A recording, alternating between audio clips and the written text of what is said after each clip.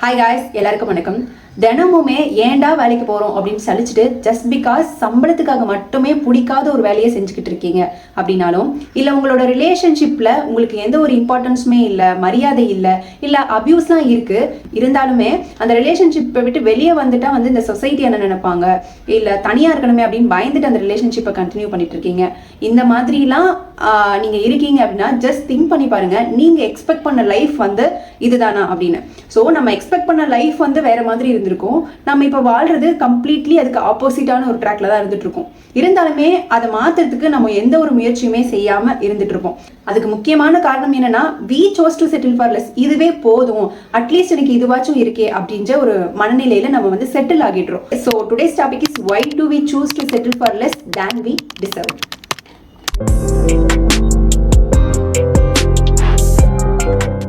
Comfort feels safer than change.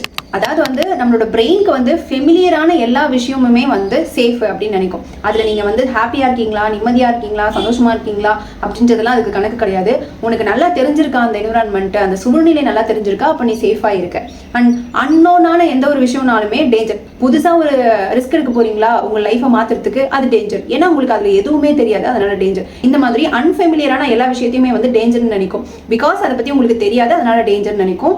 அது எவ்வளோ பெரிய பாசிபிலிட்டி டு சக்ஸஸாக இருக்கலாம், ஆப்பர்ச்சுனிட்டியாக இருக்கலாம், ஆனால் அது டேஞ்சர் அப்படின்னு தான் நம்மளோட பிரெயின் நமக்கு சொல்லும். ஸோ இது ரெண்டுத்துல நம்ம எதை சூஸ் பண்ணுறோம் அப்படின்றத பொறுத்து தான் நம்ம ஒரு சக்ஸஸ்ஃபுல் பர்சனாக ஆகிறோமா, இல்லை ஒரு அன்ஃபுல்ஃபில்டான ஒரு பர்சனாக இருக்குமா அப்படின்றது இதில் நம்ம எதை சூஸ் பண்ணுறோம் அப்படின்றத பொறுத்து தான் இருக்குது. ஸோ நம்ம எக்ஸ்பெக்ட் பண்ண லைஃப்பை வாழ்கிறதுக்கு எந்த ஒரு முயற்சியுமே எடுக்காமல் ஒரு குறுகிய வட்டத்துக்குள்ளாலேயே நம்மளோட தேவைகளை சுருக்கிக்கிறதுக்கு ஒரு முக்கியமான காரணம் நம்மளோட பிரெயின் தான். அது ப்ரிடிக்டபிலிட்டி சேஃபர்னு சொல்லுது, அண்ட் அன்னோன் விஷயங்களை டேஞ்சர்னு சொல்லுது. ஸோ இந்த பிரெயின் சொல்கிற மாதிரி ப்ரிடிக்டபிலிட்டி சேஃப் தானான்னு பார்ப்போம். இப்போது நீங்கள் ஒரு ஜாப்ல இருக்கீங்க, டெய்லி அந்த ஜாப் உங்களை ட்ரெயின் பண்ணிகிட்டே இருக்கு. என்னடா இது வேலை, ஏன் தான் இந்த வேலைக்கு நான் போகணும் அப்படின்னு ஃப்ரஸ்ட்ரேட் ஆகிட்டே தான் அந்த வேலைக்கு போயிட்டே இருக்கீங்க. ஸோ இந்த மாதிரி கண்டினியூஸாக நீங்கள் பண்ணிகிட்டே இருக்கும்போது உங்களோட பர்ஃபார்மன்ஸ் அந்த வேலையிலையும் கம்மியாகும். அண்ட் அதனால் உங்களோட மென்டல் ஸ்டெபிலிட்டி, உங்களுக்கு பிடிக்காத ஒரு விஷயத்தை தொடர்ந்து செஞ்சுட்டு இருக்கும்போது உங்களோட மென்டல் ஸ்டெபிலிட்டி எப்படி இருக்கும்னு பார்த்துக்கோங்க. ஸோ நீங்கள் மென்டலி ஸ்டெபிலிட்டியாக இல்லை அப்படின்னா அந்த ஃப்ரஸ்ட்ரேஷனை ஃபுல்லாக எங்கே காமிப்போம், நம்ம ஃபேமிலியில், நம்மளோட சில்ட்ரன்ஸ், இந்த மாதிரி ஃபேமிலியில் தான் காமிப்போம். ஸோ இது எல்லா ஏரியாஸ் ஆஃப் லைஃபையுமே அஃபெக்ட் பண்ணிட்டு இருக்கோம். ஸோ ப்ரிடிக்டபிலிட்டி சேஃப் தானான்னு கேட்டால் நாட் கம்ப்ளீட்லி சேஃப் அப்படின்னு தான் சொல்லலாம். சரி, அன்னோன் விஷயம் டேஞ்சர்னு சொல்லுது இல்லையா? ஸோ உண்மையாகவே அன்னோன் விஷயம் டேஞ்சரா அப்படின்னு பார்த்தோம்னா, இப்போது சேம் நீங்கள் ஒரு பிடிக்காத ஒரு ஜாப்ல இருக்கீங்க, ஃப்ரஸ்ட்ரேட்டடாக இருக்கீங்கன்னா, ஜஸ்ட் அதை சேஞ்ச் பண்ணணும்னா ஒரு புது விஷயத்தை ட்ரை பண்ணணும். உங்களுக்கு பிடிச்ச விஷயத்தை ட்ரை பண்ணலாம், இல்லை உங்களோட ட்ரீம் அச்சீவ் பண்ணுறதுக்கு ட்ரை பண்ணலாம். ஸோ அதுக்கு ட்ரை பண்ணும்போது இனிஷியல் ஃபேஸ் இருக்கு இல்லையா, இந்த வேலையை விட்டுட்டு அதுக்கு நீங்கள் ட்ரை பண்ணும்போது அந்த இனிஷியல் ஃபேஸ் கண்டிப்பாக ரொம்ப கஷ்டமாக இருக்கும். நீங்கள் எந்தெந்த விஷயத்தெல்லாம் நினச்சி பயந்தீங்களோ அந்தந்த விஷயத்தெல்லாம் ஃபேஸ் பண்ண ஆரம்பிப்பீங்க. ஃபினான்ஷியல் ப்ராப்ளம் ஃபேஸ் பண்ணுவீங்க, அண்ட் இமோஷனல் பயாஸ்லாம் ஃபேஸ் பண்ணுவோம். ஸோ இது எல்லாத்தையும் ஃபேஸ் பண்ணிவிட்டு அதுக்கப்புறம் ஒரு விஷயத்தை நீங்களாக பில்ட் பண்ணும்போது அதில் கிடைக்கிற செல்ஃப் கான்ஃபிடென்ஸும், அதில் கிடைக்கிற ஃபினான்ஷியல் ஸ்டெபிலிட்டியும், அதில் கிடைக்கிற மென்டல் பீஸும், நீங்கள் இவ்வளோ நாள் டாலரேட் பண்ணிட்டு ஒரு வேலையை செஞ்சுட்டு இருந்தீங்களா அதுதான் சேஃப்னு சொல்லிட்டு அதில் கிடைக்காது. ஸோ உண்மையாகவே இந்த பயத்தெல்லாம் ஃபேஸ் பண்ணிட்டு உங்களுக்கு பிடிச்ச விஷயத்தை அச்சீவ் பண்ணும்போது தான் நீங்கள் ஒரு ரியல் சேஃப்டியை பார்க்க முடியும். அதுக்கு முன்னாடி இருக்கிறது எல்லாமே பர்சீவ்டு சேஃப்டி அப்படின்னு சொல்கிறாங்க.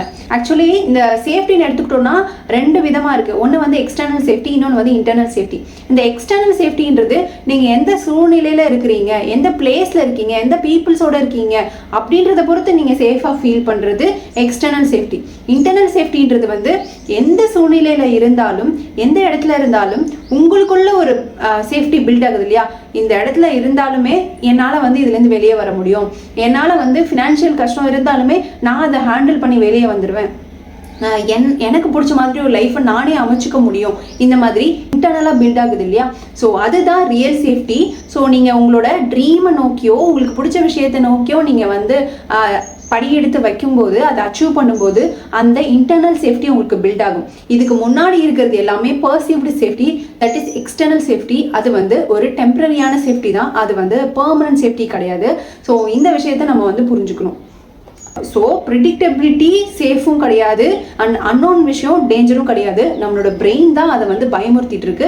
நம்ம அதை எப்படி ஹேண்டில் பண்ணுறோம் அப்படின்றத பொறுத்து தான் நம்மளோட லைஃப் வந்து அமையுது. ஸோ இதை சரியாக ஹேண்டில் பண்ணிட்டு தன்னோட ட்ரீம் நோக்கி பேஷன் நோக்கி கஷ்டப்பட்டு அந்த ஃபியர்லாம் ஃபேஸ் பண்ணவங்க ஒரு சக்ஸஸ்ஃபுல் பர்சனாக இருக்காங்க.